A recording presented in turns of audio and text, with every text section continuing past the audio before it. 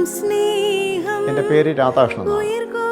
നെയ്യാറ്റിൻകര താലൂക്കിൽ തൊഴുക്കൽ ദേശത്ത് കരിപ്പളാവ് ബദൽ ഭവനം എന്ന് പറയുന്ന ഭവനത്തിൽ അടിയനും കുടുംബവും 2 മക്കളുമായി പാർത്തു വരുന്നു. ഇവിടെ ഞങ്ങൾ സത്യത്തിൽ ആത്മാവിൽ ആരാധിച്ച് ദൈവത്തെ ആരാധിച്ച് പോവുകയാണ് നമ്മൾ. സ്തോത്രം, ദൈവനാമത്തിൽ മഹത്വം ഉണ്ടാകട്ടെ. എൻ്റെ ബാല്യകാലം മുതലാണെങ്കിൽ പറയുവാനാണെങ്കിൽ എൻ്റെ കുഞ്ഞുനാൾ മുതലാണ് എന്നെ കരുതുവാനോ എന്നെ അണയ്ക്കുവാനോ എൻ്റെ കാര്യങ്ങൾ നോക്കുവാനോ എനിക്ക് ആരുമില്ലാതായിപ്പോയി ഒരു കാലഘട്ടം എനിക്കുണ്ടായിരുന്നു. അങ്ങനെ മുതിർന്നു വന്നു 12-13 വയസ്സൊക്കെ ആയപ്പോൾ അവിടെ ഒരു ജൂനിയൻ ഉണ്ടായി. ചെമ്പരത്തിവിള എന്ന ദേശത്ത് ഒരു ജൂനിയൻ. ആ ജൂനിയന് അന്നൊക്കെ പേര് ചേർക്കുവാൻ എല്ലാവർക്കും ഭയമാണ്. ജൂനിയൻ എന്ന് കേൾക്കുമ്പോഴേ പേടിയാണ്. എന്നെ ഒരാൾ എൻ്റെ കൈക്ക് പിടിച്ച് കൊണ്ടുവന്ന് അവിടെ കമ്മിറ്റി ഓഫീസിൽ കൊണ്ടുപോയി കമ്മിറ്റി കൂടിയിരിക്കുമ്പോൾ എൻ്റെ പേരും ചേർത്തു. അങ്ങനെ അവരെ കൂടെ കൊടി ഒട്ടിക്കുവാനും കൊടി പിടിക്കുവാനും ഒക്കെ അന്ന് ആ കാലഘട്ടത്ത് കാപ്പിയൊക്കെ വാങ്ങിച്ചു തരും, പരിപ്പുവടയും തേയിലയൊക്കെ വാങ്ങിച്ചു തരും. അതിൻ്റെ പുറകിലായിരുന്നു. അങ്ങനെ ഞാനങ്ങ് വളർന്ന് വന്നപ്പോൾ പിന്നെ കൊടി പിടിക്കുന്ന കമ്പ് മാറ്റി അതിൽ നല്ല കുറുതടി വെച്ച് കെട്ടി സെക്രട്ടറിയിലൊക്കെ ജാഥയ്ക്കൊക്കെ പോകുമ്പോൾ ആരെയും അടിച്ചില്ലെങ്കിൽ ഞങ്ങൾക്ക് ഉറക്കം വരില്ല. അങ്ങനെ ജീവിച്ച് വളർന്നു വന്ന ഒരു കാലഘട്ടം ഓർക്കുന്നു. അങ്ങനെ ഇരിക്കെ കേസുകളുടെ കൂമ്പാരമായി. എൻ്റെ കയ്യിലെ വിരലോ കാലിലെ വിരലോ എണ്ണിയാലപ്പുറം എൻ്റെ പേരിന് നെയ്യാറ്റിൻകര താലൂക്ക് കോടതി മുതൽ തിരുവനന്തപുരം ജില്ലാ കോടതി മുതൽ ഹൈക്കോടതി വരെയും എൻ്റെ പേരിന് കേസുകൾ ചാർത്തപ്പെട്ടു. അങ്ങനെ എൻ്റെ ജീവിതത്തിൽ ഒരു സമാധാനമില്ലാതെ സന്തോഷമില്ലാതെ എല്ലാം തകർന്നു, എല്ലാം വഴിമുട്ടി, എന്നെ ആരും സഹായിപ്പാനില്ലാതെ ആയ കാലഘട്ടം. അപ്പോഴൊക്കെ കേസുകൾ വന്നപ്പോൾ കുറച്ചൊക്കെ എല്ലാവരും സഹായിച്ചു. ഞാൻ ആർക്കും വഴങ്ങിക്കൊടുക്കുന്ന ആളല്ല. വചനം പറയും പോലെ കാട്ടുപോത്തിന് പോലും വഴിമാറിക്കൊടുക്കുന്ന സ്വഭാവം എനിക്കില്ല.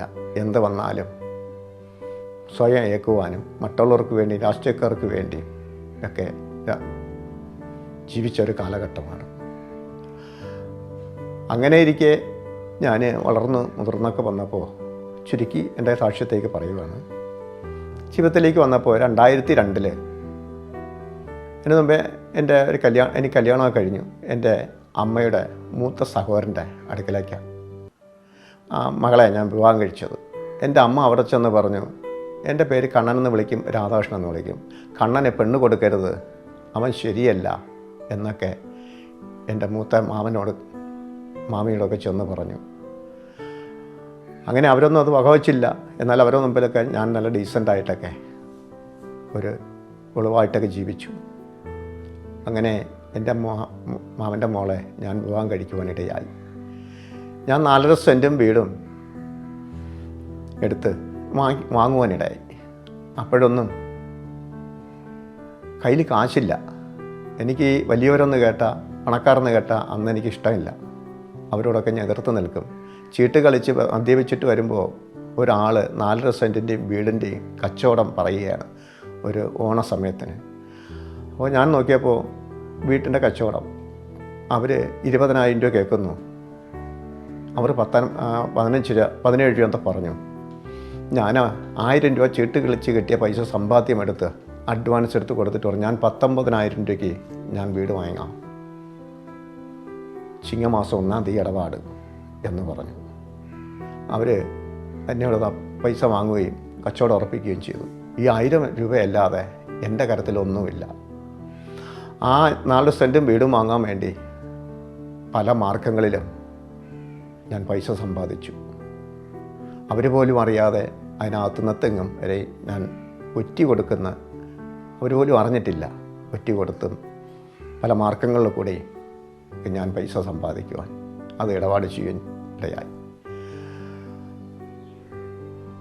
അങ്ങനെ ഇരിക്കെ എൻ്റെ ഭാര്യയെ വിളിച്ചും കൊണ്ട് ഞാൻ ആ ഭവനത്തിലേക്ക് പാർക്കുവാൻ തുടങ്ങി. എനിക്ക് 2 മക്കളായി.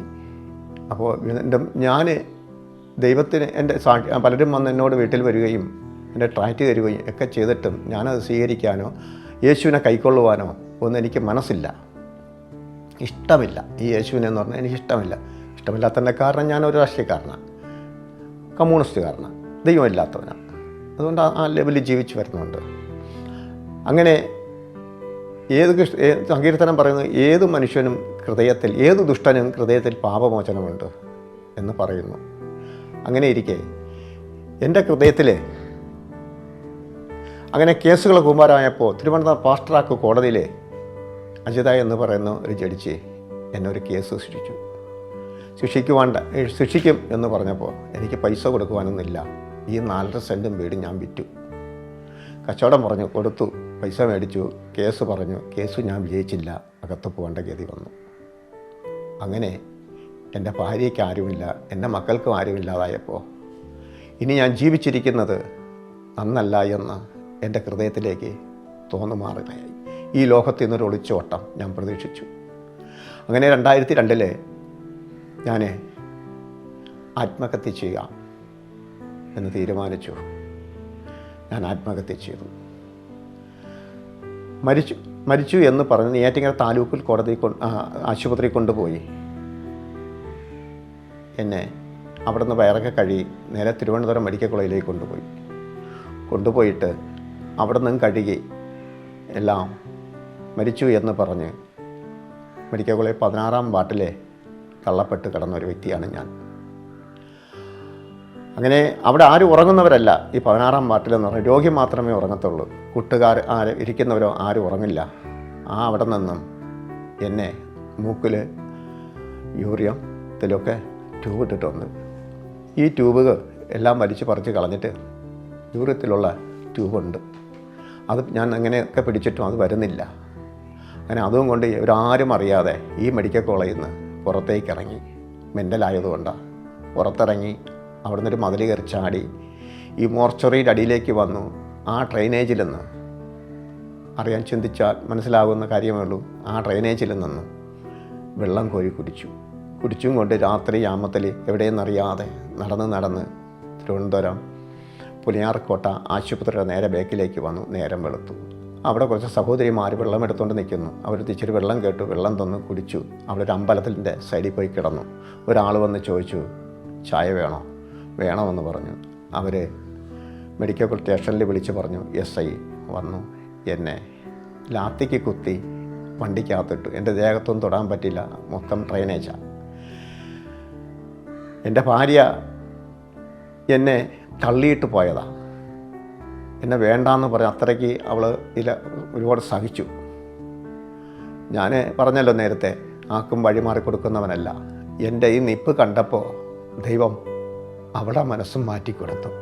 ഈ മനുഷ്യൻ ആരും മുമ്പ് വഴിമാറിക്കൊടുക്കാത്തവൻ ഇപ്പോൾ ഒരു പാവം പോലെ നിൽക്കുന്നു, ഭ്രാന്തനായി. അതവളെ ഹൃദയത്തിലേക്ക് നൊമ്പരം കൊള്ളുവാനിടയായി. അങ്ങനെ അവൾ എന്നെ വീണ്ടും സ്നേഹിക്കാൻ തുടങ്ങി. ആ മെഡിക്കൽ കോളേജിൽ നിന്ന് 3-ൻ്റെ അന്ന് ഞാൻ ഡിസ്ചാർജ് ചെയ്ത് എൻ്റെ മാമിയുടെ വീട്ടിലേക്ക് കൊണ്ടുവന്നപ്പോഴേ നെയ്യാറ്റിൻകര മുനിസിപ്പൽ സ്റ്റേഡിയത്തിൽ 21 ദിവസം ഉപവാസ പ്രാർത്ഥന നടക്കുന്നു. ഒരാൾ വന്ന് പറഞ്ഞു, കണ്ണനെ ആ കൺവെൻഷനിൽ കൊണ്ടുപോകാത്തത് എന്ന് ചോദിക്കുന്നത് ഞാൻ കേട്ടു. അപ്പോൾ മാമി പറഞ്ഞു, അവൻ പറഞ്ഞാലൊന്നും കേൾക്കൂല, അവൻ പോകത്തില്ല.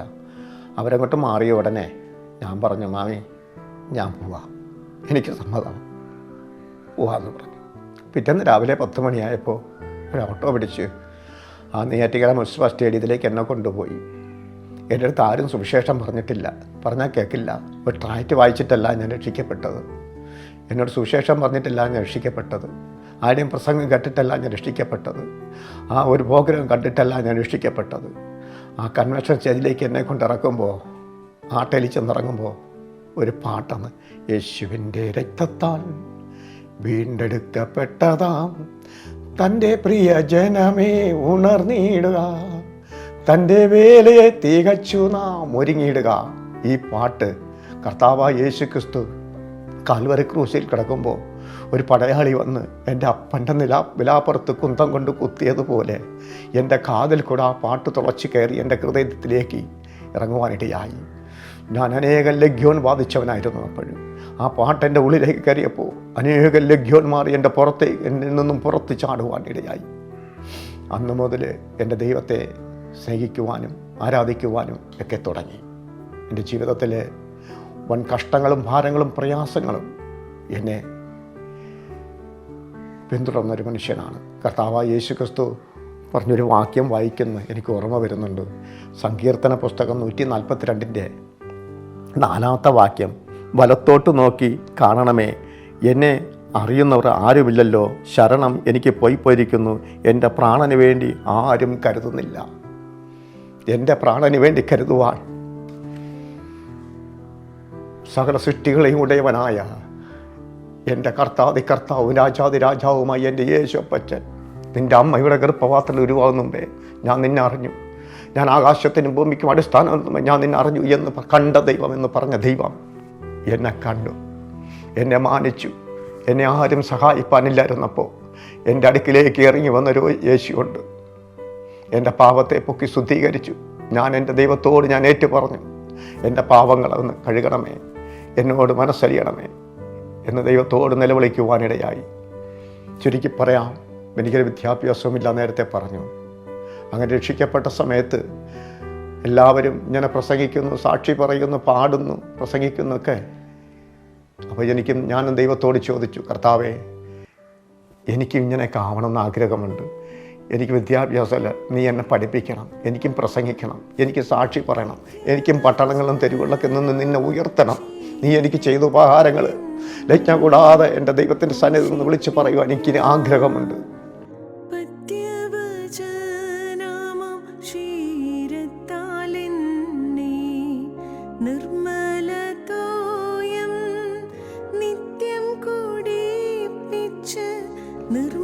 എന്ന് പറയുവാൻ അപ്പോൾ പലപ്പോഴും ദേവദാസന്മാർ പ്രസംഗിക്കുന്നൊരു വചനം ഞാൻ കേട്ടിട്ടുണ്ട്.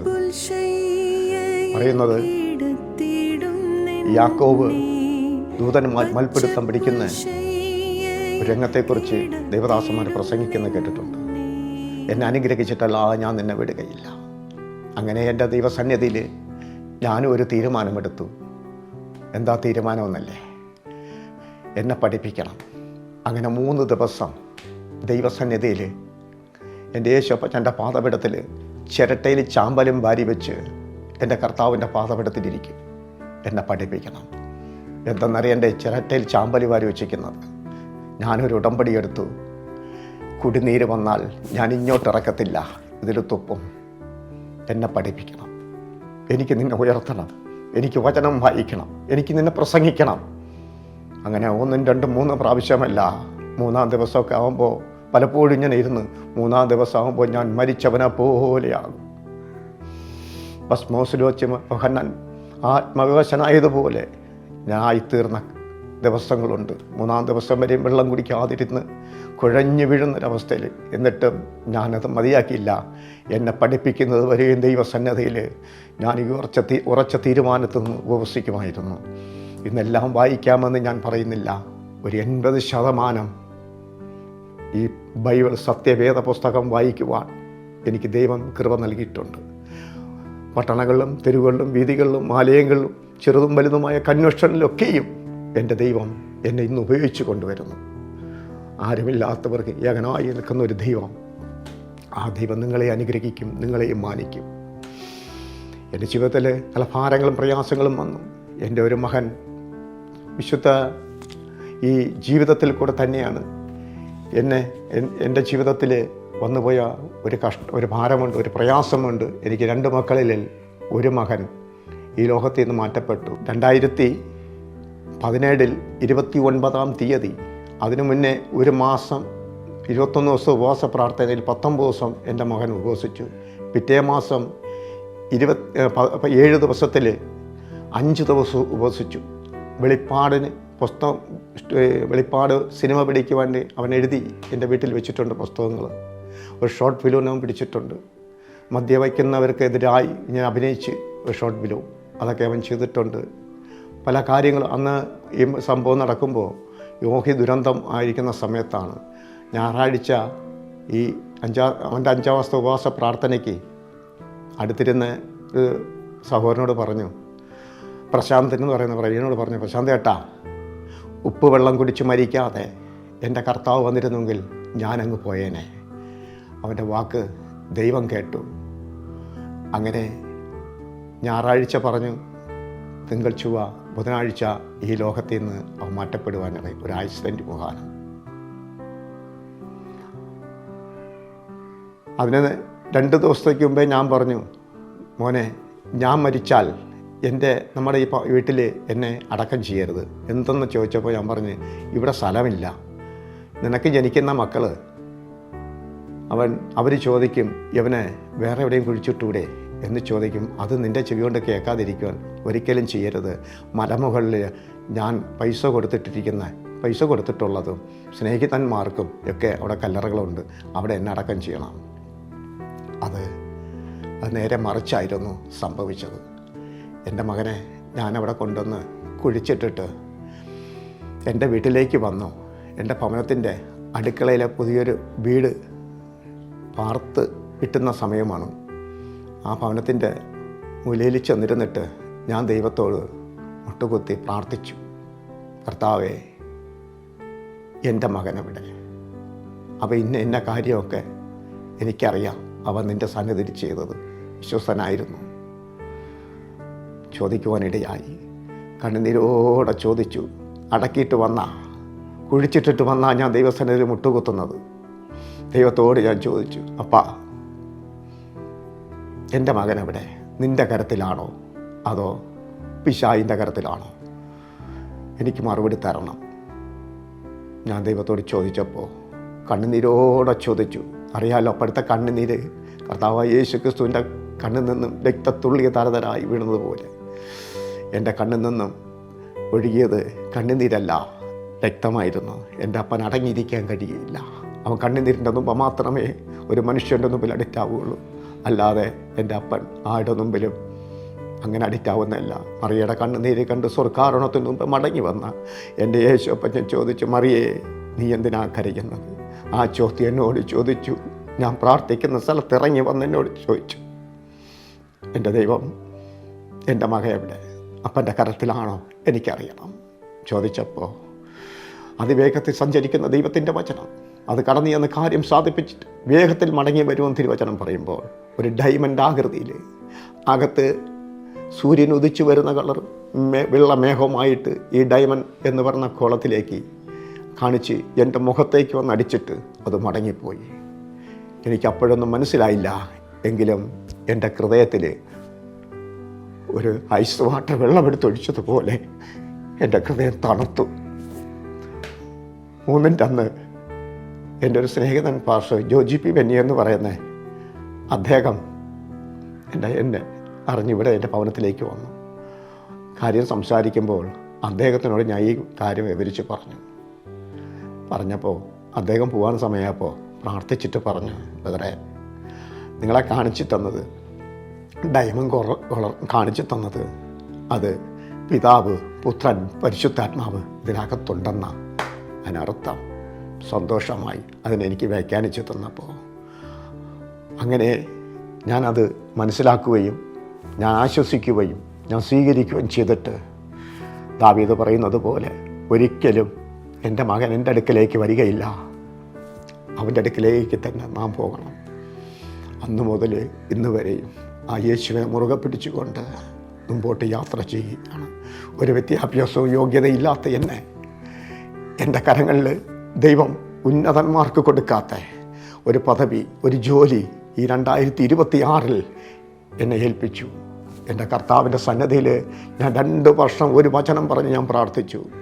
സങ്കീർത്തന പുസ്തകം 119-18 വാക്യത്തിൽ പറയുന്നത് ഒരു വാക്യം, ന്യായപ്രമാണത്തിൽ അത്ഭുതങ്ങളെ കാണേണ്ടതിനെ എൻ്റെ കണ്ണുകളെ തുറന്നു തരണമേ എന്ന് ദൈവസന്നിധിയിൽ 2 വർഷം ഞാൻ വെച്ച് പ്രാർത്ഥിച്ചപ്പോൾ ഈ 2026 1-ാം മാസം എന്നോട് ഇടപെട്ടൊരു വചനമുണ്ടായിരുന്നു. എൻ്റെ യോഹന്നാൻ സുവിശേഷം 14 പറയുന്നത് എന്നോട് ഇടപെട്ടു. ശക്തമായി, വ്യക്തമായി, തെളിവായി എൻ്റെ കർത്താവ് എന്നോട് സംസാരിച്ച വചനം, എൻ്റെ നാമത്തിൽ അപേക്ഷിക്കുന്നതൊക്കെ ഞാൻ ചെയ്തു തരാമെന്ന് പറഞ്ഞ ദൈവം. ആ വാക്ക് വിശ്വസിച്ചു, ആ വചനം സ്വീകരിച്ചുകൊണ്ട് ഈ 2026 1-ാം മാസം 10-ാം തീയതി എൻ്റെ ഭവനത്തിൽ വെച്ച് എനിക്ക് തന്ന ഒരു ദർശനമനുസരിച്ച് സുവിശേഷ യാത്രാ മിനിസ്ട്രി എന്ന് ഉദ്ഘാടനം കഴിക്കുവാൻ ദൈവം എനിക്ക് കൃപ നൽകി. അങ്ങനെ ഇപ്പോൾ എല്ലാ സ്റ്റേറ്റുകളിലും ദൈവം അയക്കുന്നിടത്ത് എനിക്ക് വിശ്വസനായി വേല ചെയ്യണമെന്ന് എനിക്ക് ആഗ്രഹത്തോടെ ചെറിയൊരു കൂട്ടം എന്നോട് കൂടെയുണ്ട്. കുറച്ച് മൈക്ക് സെറ്റിംഗ് കാര്യങ്ങളെല്ലാം ഞാൻ മേടിച്ചു വെച്ചിട്ടുണ്ട്. അങ്ങനെ പുറത്തിറങ്ങി ഞാൻ ഇപ്പോൾ കൺവെൻഷൻ ചെയ്തു വരികയാണ്. ഒരു ടാർപ്പ കെട്ടുവാൻ സൗകര്യം തന്നാൽ, അല്പം കറണ്ട് തന്നാൽ, അവിടെ എവിടെയും വന്ന് എവിടെയായാലും എൻ്റെ കർത്താവിനെ ഉയർത്തുവാൻ എന്നോട് കുറച്ച് ആളുകളുമുണ്ട്, ഞാനുണ്ട്, എന്നോടൊപ്പം യേശുവുണ്ട്, സുവിശേഷ യാത്രാ മനുഷ്യമുണ്ട്. ആ കർത്താവിനെ എവിടെ വന്നും പ്രദർശിപ്പിക്കുവാൻ ഞാൻ റെഡിയാണ്. ഒരു ടാർപ്പ കെട്ടാൻ സ്ഥലം, അല്പം കറണ്ട്, സ്തോത്രം. അതിനായി നമ്മൾ ഓരോരുത്തരെ സഹായിക്കട്ടെ, എല്ലാവരും അനുഗ്രഹിക്കുമാറാകട്ടെ. അങ്ങനെ എൻ്റെ കരങ്ങളിൽ തന്ന ഈ വേല ആയുസ്സും ആരോഗ്യം തരുന്നത് വരെയും യഹൂദരും യെരൂശലേം സഭയുടെ ഭൂമിയുടെ അറ്റത്തോളം പോയി എൻ്റെ യേശുവിനെ ഉയർത്തുവാൻ ഞാൻ കടപ്പെട്ടിരിക്കുന്നു. വചനം പറയുന്നല്ലോ, ശമൂവേലിൻ്റെ പുസ്തകം പറയുന്നു, കർത്താവായ യഹോവേ, നീ എന്നെ എത്രത്തോളം കൊണ്ടുവരുവാൻ ഞാൻ ആറ്, എൻ്റെ ഗൃഹം എന്തുള്ളൂ. ഇതൊന്നും കൊണ്ടല്ല, ഇതുകൊണ്ടൊന്നും ഈ ഭൂമിയിൽ ഞങ്ങളാരും തൃപ്തിപ്പെടുന്നില്ല. ഇതുകൊണ്ട് ഞാൻ ഒട്ടും തൃപ്തിയല്ല. എൻ്റെ കർത്താവ് പറഞ്ഞിട്ട് പോയി, ഞാൻ പോകുന്നു സ്ഥലമൊരുക്കുവാൻ. ഞാൻ പോയാൽ കാര്യസ്ഥനയക്കാം, ഞാൻ ഇരിക്കുന്നിടത്ത് നിങ്ങളെയും ചേർത്ത് കൊള്ളാം എന്നൊക്കെ വാക്ക് പറഞ്ഞിട്ട് പോയ ഒരു ദൈവത്തെ എനിക്ക് വേണ്ടി ഒരുക്കിയിരിക്കുന്ന ആ സ്ഥലത്തേക്ക് പോകാനാണ് ഞാനും ആഗ്രഹിക്കുന്നത്. എൻ്റെ കുടുംബത്തിന് നഷ്ടപ്പെട്ടു പോയ ഈ ഭവനവും ഭൂമിയൊക്കെ മടക്കി തന്നു. ഇന്ന് ഞാനും എൻ്റെ ഭാര്യയും മകനും എൻ്റെ മകൻ്റെ കല്യാണമൊക്കെ കഴിഞ്ഞു. ഞാനും എൻ്റെ കുടുംബമോ എല്ലാ കാലവും യഹോവയെ സേവിക്കും. ആ തിരുവചന പ്രകാരം ഞങ്ങൾ മുമ്പോട്ട് പോവുകയാണ്. ഞങ്ങൾക്ക് വേണ്ടി, എൻ്റെ മനുഷ്യർക്ക് വേണ്ടി നിങ്ങളെല്ലാവരും പ്രാർത്ഥിക്കണമെന്ന് താഴ്മയോടെ അപേക്ഷിച്ചുകൊണ്ട് എൻ്റെ സാക്ഷ്യത്വം ഞാൻ വിവരിച്ചു കൊള്ളുന്നു. God bless you. ദൈവം എല്ലാവരെയും അനുഗ്രഹിക്കുവാനാകട്ടെ. ആമേൻ, ആമേൻ, ആമേൻ.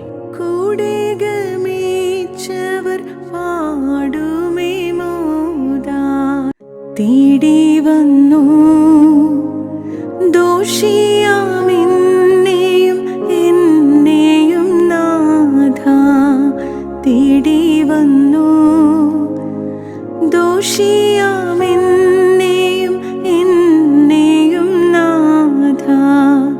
ഇത്രമാം സ്നേഹം ഉയിർ കൊടുത്തെനിക്കായി, ഇത്രമാം സ്നേഹം